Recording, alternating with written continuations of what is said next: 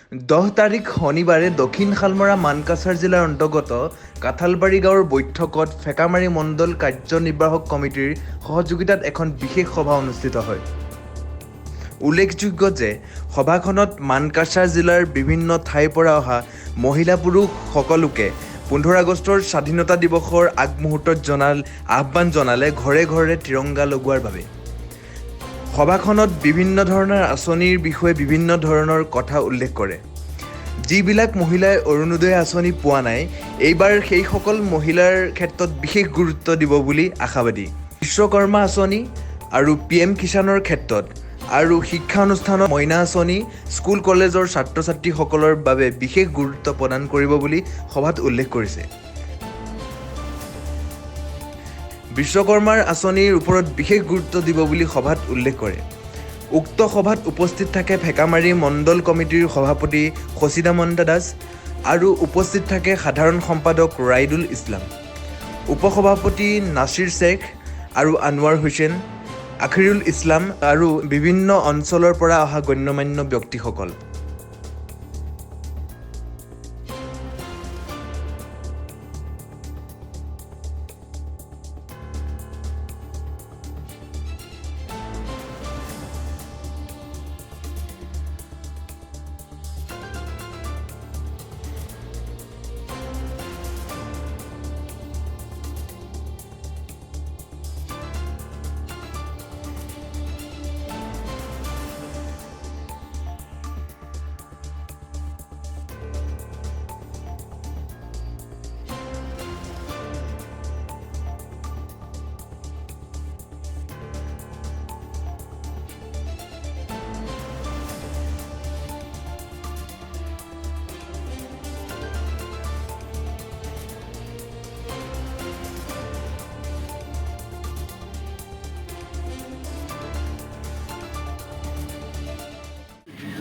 মুখ্যমন্ত্ৰী আমাক নিৰ্দেশ দিছিল, আমি প্ৰতিটো বুথত আমি সেইখিনি ছাৰ্ভে কৰিলোঁ। ছাৰ্ভে কৰাৰ পিছত আমি ফৰ্মখিনি পঠাই দিছোঁ।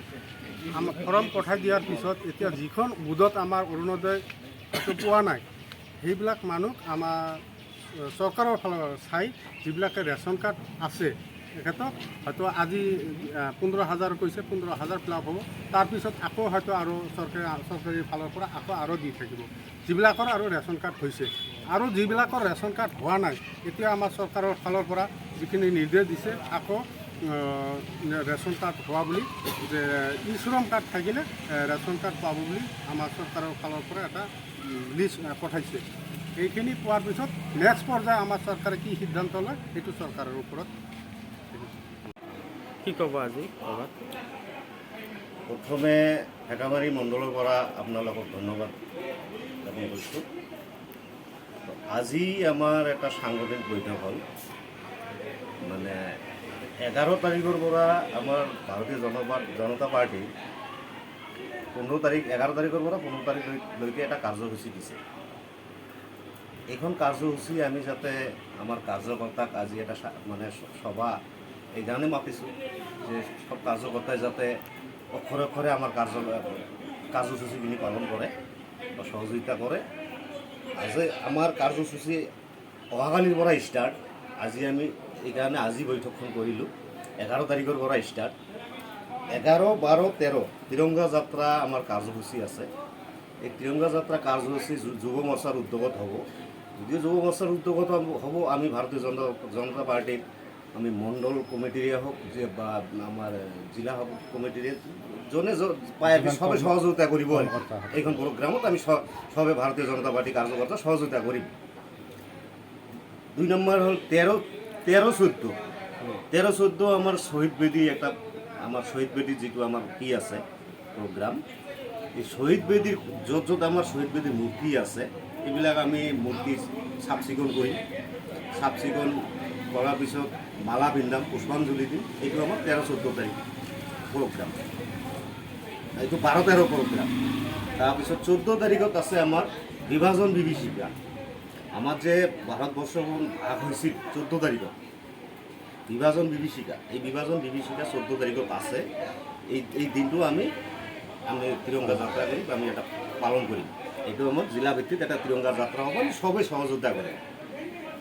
তাৰপিছত 13, 14, 15 13, 14, 15 যিটো আমাৰ ঘৰ ঘৰ তিৰংগা যাত্ৰা, ঘৰ ঘৰ তিৰংগা যাত্ৰা নহয়, ঘৰ ঘৰ তিৰংগা আমি ঘৰে ঘৰে আমাৰ দলীয় কাৰ্যকৰ্তা যোনে য'ত আছে ঘৰে ঘৰে তিৰংগা লগাই দিব।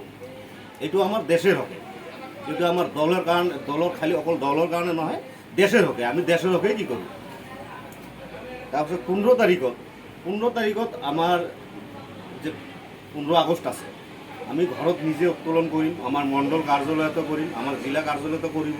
তাৰপিছত আমি কৰাৰ পিছতো আমি ৰাজহুৱা স্থানত গৈ আমি যোগদান কৰিম। এইখিনি আমাৰ কাৰ্যসূচী। আজি কি প্ৰগ্ৰাম হ'ল আপোনালোকৰ? আজি আমাৰ প্ৰগ্ৰাম আছিল হাৰ ঘৰ তিৰংগা। আমাৰ ঠেকামাৰী মণ্ডলৰ উদ্যোগত আমি আজি প্ৰগ্ৰাম আমাৰ বুথ সভাপতিসকলক, আমাৰ শক্তি কেন্দ্ৰ প্ৰমুখসকলক মাতিছোঁ। মাতি কিনে যিটো 11, 12, 13 আমাৰ যুৱ মৰ্চাৰ বাইক যাত্ৰা আছে, হাৰ ঘৰ তিৰংগা যিটো আছে, সেইটো তাক আমি আমাৰ ঠেকামাৰী মণ্ডল তৰফৰ পৰা সহযোগ কৰিম। আৰু আমাৰ আছে 12, 13 এইটো শ্বহীদ মেডি আছে, এইটো আমি প্ৰগ্ৰাম কৰিম। তাৰপিছত আছে 14 বিভাজন বিভীষিকা স্মৃতি যিটো আছে, এইটো আমি আমাৰ কাৰ্যকৰ্তাৰ লগত বহি আমি 14 তাৰিখে উত্তোলন কৰিম। তাৰপিছত আছে 14, 15 হাৰ ঘৰ তিৰংগা।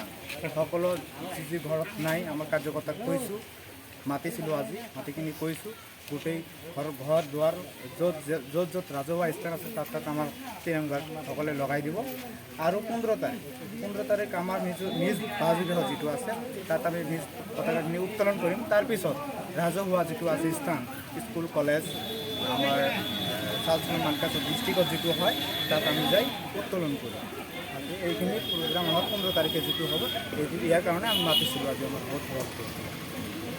আৰু আমাৰ সাংগঠনিক দিশ যিটো আছে, আগন্তুক পঞ্চায়ত নিৰ্বাচন আহি আছে, কেনেকৈ আমি পঞ্চায়তত ৱাৰ্ড মেম্বাৰ আৰু যিখিনি হওক প্ৰেচিডেণ্ট হওক আমি কেনেকৈ জয়লাভ কৰিব পাৰিম, এইটো কাৰণে আমি মাতিছিলোঁ। এইখিনি আমি কেনেকৈ আগন্তুক দিনত দিশটো ভাল কৰিব পাৰোঁ, এইটোৱে আমি উদ্দেশ্য লৈছোঁ। জিলাবাসীক কি জনাব আপোনালোকে?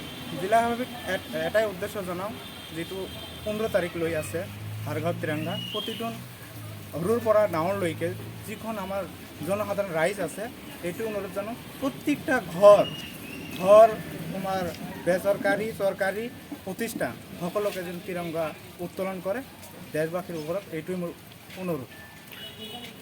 PM কিষাণ আঁচনিৰ বিষয়ে কি ক'ব? PM কিষাণে যিহেতু আমাৰ চেণ্ট্ৰেল গভৰ্ণমেণ্ট দি আছে, আৰু যিসকল যি নতুন কৃষকসকল পোৱা নাই তাৰ কাৰণে আমি আমাৰ DC মহোদয়ক অনুৰোধ জনাইছোঁ, আৰু আমাৰ চেণ্ট্ৰেল আমাৰ মুখ্যমন্ত্ৰীক আমি অনুৰোধ জনাইছোঁ যে তেখেতসকলে অতি সোনকালে যিখন ৰাইজ বাকী আছে সেইখিনি দি দিব। যিবিলাক মহিলা যে অৰুণোদয় পোৱা নাই এই বিষয়ে কি ক'ব?